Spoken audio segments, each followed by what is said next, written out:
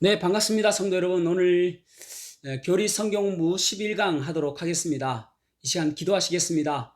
하나님 아버지 감사합니다. 오늘도 저희들이 또 영상으로나마 성경 말씀을 배우기를 원합니다. 하나님, 우리가 잘 깨닫게 하시고 지혜롭게 하여 주셔서 하나님 말씀을 잘 배울 수 있도록 도와주시옵소서. 그리하여서 말씀이 우리의 삶의 기준이 되어지고 말씀대로 살아가는 삶이 될 수 있도록 인도하여 주시옵소서. 오늘도 공부하는 모든 성도들을 하나님께서 축복하여 주시옵소서. 감사드리며 예수님 이름으로 기도하옵나이다. 아멘. 자, 오늘은 이제 그리스도의 동정녀 탄생에 대해서 보도록 하겠습니다. 성육신입니다. 이단에게 넘어가지 않으려면 예수님의 성육신에 대해서 잘 배워야 합니다. 요한복음 1장 14절 말씀을 보겠습니다. 말씀이 육신이 되어 우리 가운데 거하심에 우리가 그의 영광을 보니 아버지의 독생자의 영광이요 은혜와 진리가 충만하더라. 아멘. 말씀이 육신이 되어 우리 가운데 거하심에, 그렇게 말씀하고 있습니다. 여기서 말씀이 누구죠? 요한복음 1장 1절에 보면은 태초에 말씀이 계시니라, 이 말씀은 하나님과 함께 계셨으니 이 말씀은 곧 하나님이시니라. 아멘. 그러니까 이 말씀은 곧 하나님이신데 그분이 바로 예수님이신 것이죠. 그분이 말씀이 육신이 되었다라고 말씀하고 있습니다. 요한의 시대에는 가장 강력한 이단이 영지주의자였습니다. 영지주의에서는 육은 악하고 영은 선하다입니다. 그래서 어떻게 선한 하나님께서 인간의 악한 육체를 입고 이 땅에 오실 수 있을까? 그래서 실제로 그분께서 오신 것이 아니다라고 주장하는 것입니다. 거기에 대해서 요한은 변론합니다. 요한일서 4장 2절 말씀. 이로써 너희가 하나님의 영을 알지니 곧 예수 그리스도께서 육체로 오신 것을 시인하는 영마다 하나님께 속한 것이요. 아멘. 그러니까 그리스도께서 육체로 오신 것을 시인하는 영마다 하나님께 속한 것이다, 그렇게 말씀하고 있습니다. 여러분, 우리가 잘 아는 로마서 8장 3절에도 보면은 율법이 육신으로 말미암아 연약하여 할 수 없는 그것을 하나님은 하시나니 곧 죄로 말미암아 자기 아들을 죄 있는 육신의 모양으로 보내어 육신의 죄를 정하사. 아멘. 율법이 육신으로 말미암아 연약하여 할 수 없는 그것을 하나님은 하시나니, 죄로 말미암아 죄가 없으신 자기 아들을 육신의 모양으로 보내어서 그래서 그 육신의 죄를 정했다, 그렇게 말씀하고 있습니다. 육신으로 오셨고 그 육신에게 인간의 죄를 지으시고 죄의 덩어리가 되게 하셨다라고 말씀하고 있는 것이죠. 그래서 오늘 성육신에 대해서 볼 것인데, 성육신에 대한 잘못된 견해와 그리고 성경적 성육신은 무엇이며 동정녀 탄생의 필요성과 이유는 무엇인가, 그 의미는 무엇인가, 그런 부분들을 보도록 하겠습니다. 먼저 성육신에 대한 잘못된 견해들이 있습니다. 에비온주의자가 있습니다. 이들은 예수님의 신성을 부인하였습니다. 그러니까 인간이다라는 것이죠. 예수님은 단지 한 인간이다, 그렇게 주장하는 사람들입니다. 그 다음에 영지주의자입니다. 이들은 예수님의 인성의 실체를 부인하였습니다. 그러니까 사람으로 실제로 나타나신 것이 아니라 이 땅에 예수 그리스도라는 사람이 태어날 때에 그곳에 그리스도의 영이 임했고, 그리고 3년 반 동안 사시다가 또 그리스도께서 돌아가실 때에 그 그리스도의 영이 떠났다라고 주장하는 것이 영지주의자들입니다. 요한일서 1장 1절 말씀 보겠습니다. 태초부터 있는 생명의 말씀에 관하여는 우리가 들은 바요 눈으로 본 바요 자세히 보고 우리의 손으로 만진 바라. 아멘. 그 말씀에 대하여 우리가 들은 바요 눈으로 본 바요 자세히 보고 우리가 손으로 만진 바다, 그렇게 말씀하고 있습니다. 누구요? 예수님께서 이 땅에 계실 때에 우리가 보았고 들었고 만졌다, 그렇게 말씀하고 있는 것입니다. 그 다음에 아리안주의자입니다. 여호와 증인들이 이 견해를 믿죠. 그래서 아리우스를 따르는 사람들입니다. 이들은 예수님의 선제성을 인정하지만 그분의 신성은 부인하는 사람들입니다. 그러니까 예수님은 첫 번째 창조물이다. 그래서 하나님과 거의 유사하다. 그러나 동일하지는 않다라고 주장하는 것이죠. 그래서 결국은 이제 니케아 회의에서 이단으로 정제되어졌죠. 그 다음에 이제 네 번째로는 네스토리안입니다. 네스토리안 이들은 그리스도의 몸 안에 두 인격체가 있다고 믿는 것입니다. 그러니까 인성과 신성 두 인격체가 있다. 그렇게 믿는 것이죠. 인격체라고 하는 것은 펄슨입니다. 영어로는. 그래서 지, 정, 의를 가지고 있는 것을 이야기합니다.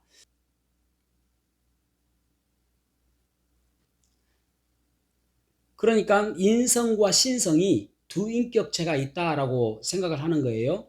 그래서 그 마리아에 대해서 이야기할 때에 데오토코스라는 단어가 있습니다. 데오토코스라는 단어는 하나님을 품은 자라는 단어인데 이들은 이 단어를 쓰지 않습니다. 크리스토코스, 그러니까 그리스도를 품은 자라는 단어를 씁니다. 왜냐하면 한 인간을 품은 자로 주장하기 때문에 그렇습니다. 어쨌든 그리스도의 몸 안에 인성과 신성이 다 있다라는 것입니다. 두 인격체가 있다라는 거예요. 맞는 것처럼 느껴지죠? 예. 그 다음에 이제 다섯 번째로는 유티키안입니다. 유티키안은 이들은 정반대로 인성과 신성 두 본성이 합쳐져서 셋째 본성을 갖게 되었다라고 주장하는 것입니다. 그러니까 제3의 본성을 갖게 되었다라고 주장하는 사람들이 유티키안이라는 것이죠. 자, 그러면은 성육신에 대한 올바른 견해는 어떤 것인가?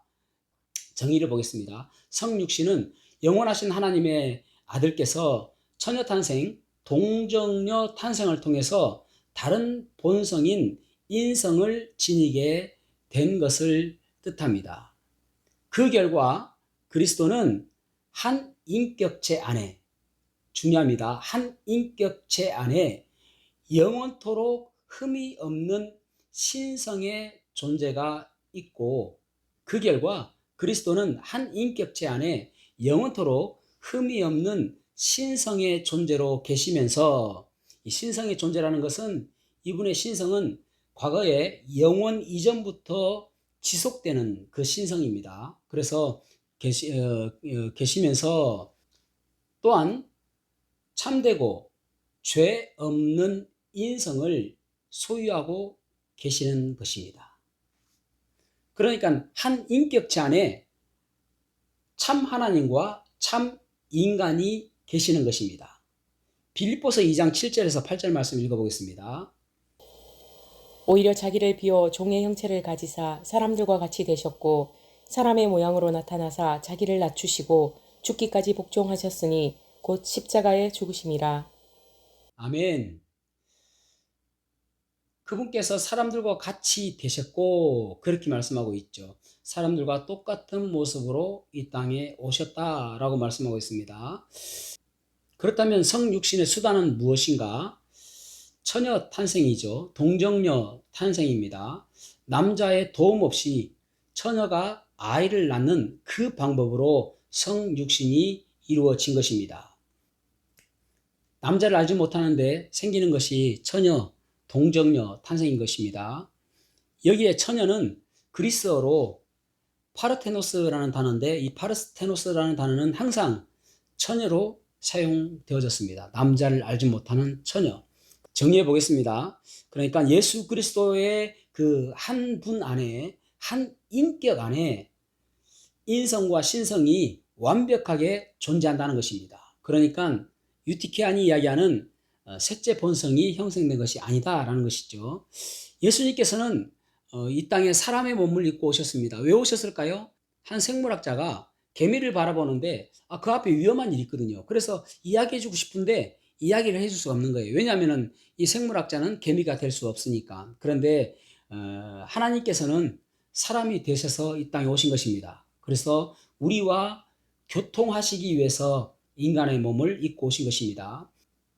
그래서 이것을 한 인격체 안에 인성과 신성의 그 조화, 연합을 실질적인 연합이라고 이야기합니다. 그래서 그리스도께서 이 땅에 오셔서 그분이 원래 가지고 계신 신성, 그 자기 위에 인성을 취하시고 영원토록 한 인격체 안에 완벽한 이 신성과 그리고 참된 인성이 분리될 수 없게 그렇게 연합된 것, 그것이 바로 실질적인 연합이다라고 이야기합니다. 그래서 단순히 그리스도의 그 인성 위에 신성이 세워진 것이 아니라 원래 가지고 계신 그 신성 위에 인성을 더하신 것입니다. 그 결과 신성과 인성의 연합은 참 하나님이시고 참 사람이신 것입니다. 그러니까 이로써 그분은 100%참 하나님이시고 100%참 사람이시다라는 것이죠. 그래서 하나님과 사람 사이에 중보자, 중재자가 되신 것입니다. 그분이 단지 사람이라면 사람들의 죄를 속할 수가 없습니다. 왜냐하면 본인도 죄덩어리니까요. 그리고 그분이 단지 하나님이라면 죽을 수가 없는 것입니다. 그래서 신성과 인성의 완벽한 연합이 이루어지게 되는 것입니다. 그래서 그 결과 예수님은 약하면서도 전능하시고 물리적 한계로 인해서 알지 못하시면서도 전지하시고 한계가 있으시면서도 무한하신 분이신 것입니다. 그래서 이것이 예수 그리스도의 신비인 것입니다. 이런 속성들이 한 본성에서 다른 본성으로 옮겨가는 것이 아닙니다. 예를 들어서 무한성이, 그러니까 그 예수님의 신성이 인성으로 옮겨가는 그것이, 그러면은 그분이 더 이상 신성이 있는 것이 아니죠. 옮겨가는 것이 아니라 두 본성의 속성들이 한 인격체를 통해서 표출되는 것입니다. 그렇기 때문에 예수님은 인성을 가지셨기 때문에 갈증을 느끼셨고, 또 신성을 가지고 계셨기 때문에 모든 것을 아셨지만 또 인성 때문에 그날과 시간은 모르시고 심지어는 죽으시기까지 하신 것입니다. 그래서 그리스도는 참 하나님이시고 참 사람이신 것입니다. 자, 그러면서 동정녀 탄생의 가장 중요한 것이 무엇인가 하면은 출생이 아니에요. 출생은 아기가 응애하고 태어나는 것이죠. 그런 출생보다도 더 중요한 것은 이 땅에 사람의 몸을 가진 그리스도의 수태입니다. 그러니까 그 수태가 더 중요한 것이죠. 예수님께서 잉태된 것이 중요한 것입니다. 출생은 당연히 나오는 것이니까 잉태가 아주 중요한 것이라고 할 수가 있겠죠. 죄가 없으신 하나님이 이 땅에 오시기에 사람의 몸을 입고 오셨습니다. 그렇다면 죄는 피를 통해서 유전되어지거든요. 그러면 사람의 몸을 입고 왔기 때문에 그 피를 통해서 예수님도 죄가 들어오지 않았을까라고 생각할 수 있지 않습니까? 근데 피라는 것은 난자와 정자의 결합을 통해서 형성되어진다고 과학자들이 이야기합니다. 그러니까 예수님은 사람의 피를 한 방울도 받지 아니하시고 하나님의 피를 받고 이 땅에 오신 것입니다. 그러니까 난자와 정자의 결합이 없었기 때문에 예수님은 사람의 피를 한 방울도 받지 않으신 것입니다. 그래서 사도행전 20장 28절 말씀 보겠습니다. 여러분은 자기를 위하여 또는 온 양떼를 위하여 삼가라. 성령이 그들 가운데 여러분을 감독자로 삼고 하나님이 자기 피로 사신 교회를 보살피게 하셨느니라. 아멘. 하나님이 자기 피로 사신 교회를 보살피게 하셨느니라 라고 말씀하고 있죠. 하나님이 자기 피로, 하나님 피로 교회를 사셨다라고 말씀하고 있습니다. 이 하나님 누굽니까? 예수님이죠. 그래서 예수님의 몸 안에는 사람의 피가 흐르는 것이 아니라 하나님의 피가 흐르는 것입니다. 그래서 죄가 없이 이 땅에 태어나신 것입니다. 그래서 왕가의 계보는 아버지 요셉을 통해서 계보를 받았고, 그리고 피는 하나님에게서 받은 것입니다. 이 수태는 초자연적이며 동시에 독특한 것입니다. 그리고 신비인 것입니다. 성경에 보면은 여러 가지 초자연적인 수태가 있죠. 예를 들어서 사라가 이제 태가 죽어서 더 이상 출산할 수 없을 90세에 아기를 낳은 것, 이삭을 낳은 것은 초자연적인 것입니다. 또 한나가 기도하여서 사무엘을 얻은 것도 초자연적인 것입니다. 또 침례 요한의 어머니 엘리사벳이 침례 요한을 낳은 것도 초자연적인 것입니다. 그런데 이 모든 것들은 아버지와 어머니의 결합을 통해서 이루어진 것이고 오직 예수님만이 동정녀로 출생하시게 된 것입니다.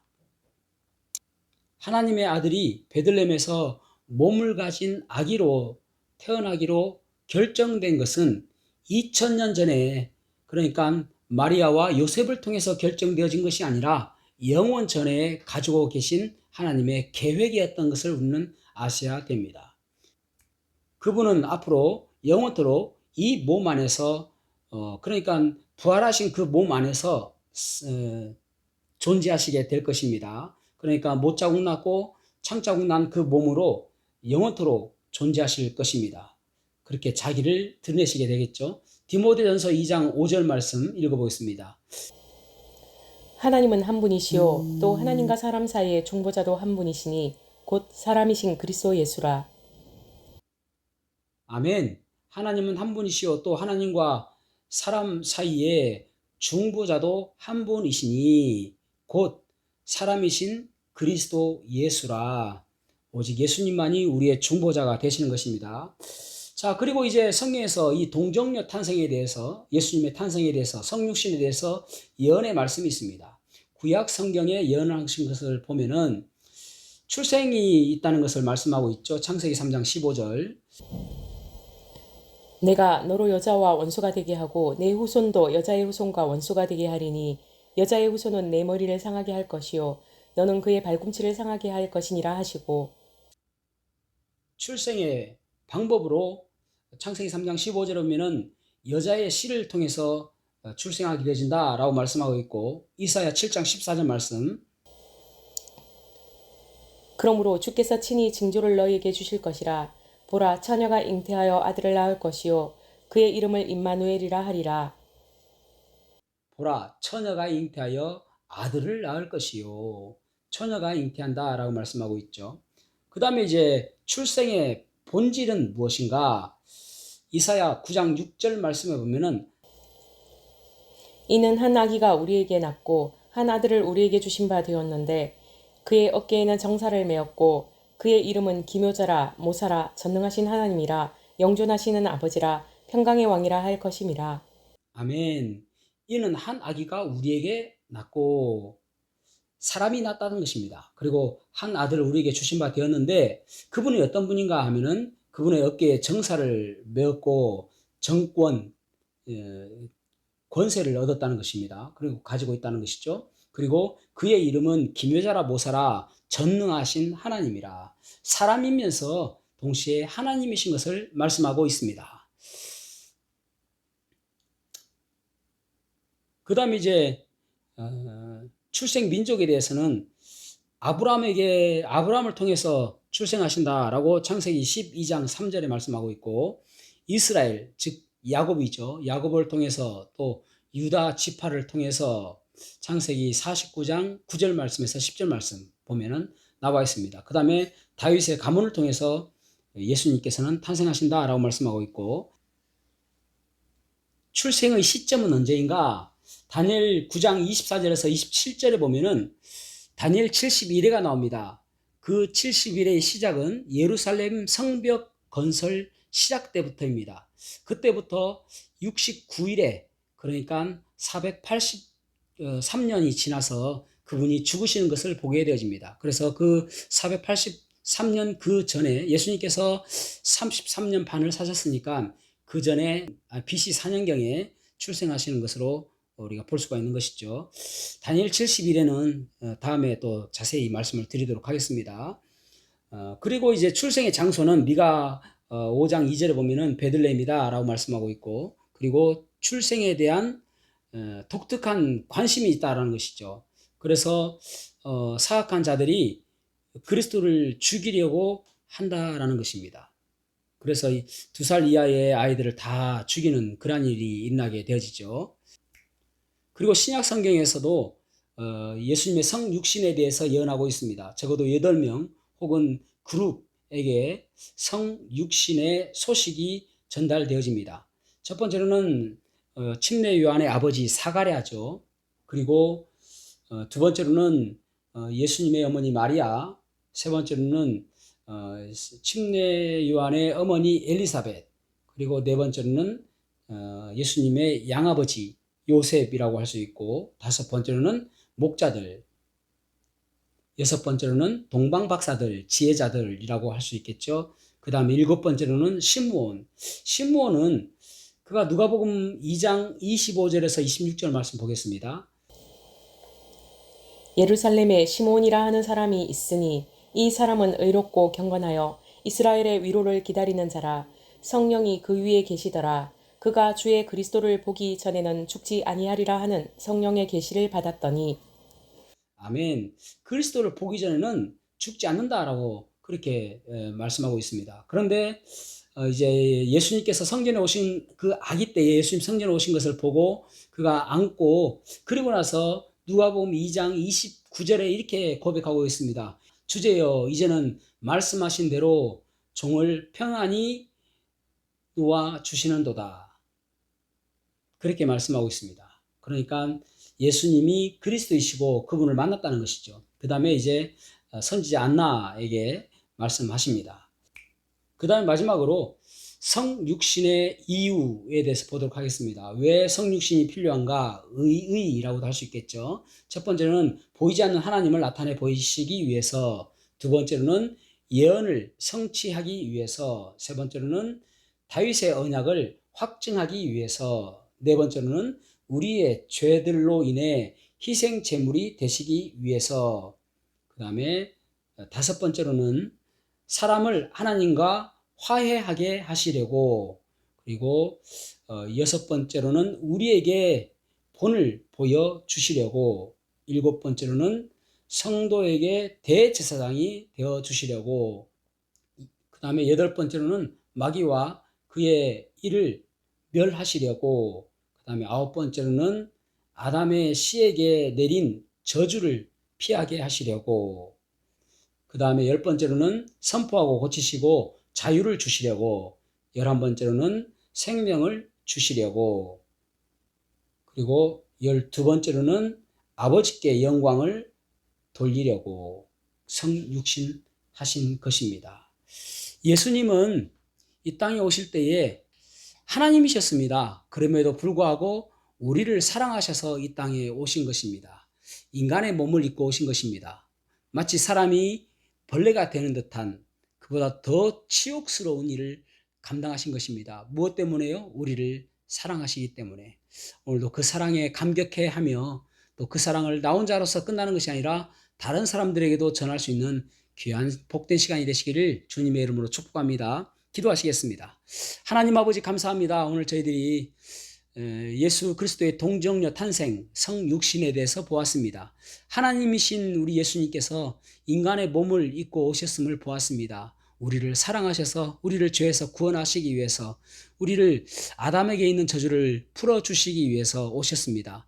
그 은혜를 깊이 감사를 드리며, 또 우리들도 그것으로서 그치는 것이 아니라 1만 달란트 빚진 것을 탕감받은 그 은혜로 감사하며 살아가는 삶이 될 수 있도록 도와주시옵소서. 감사드리며 예수님 이름으로 기도하옵나이다. 아멘.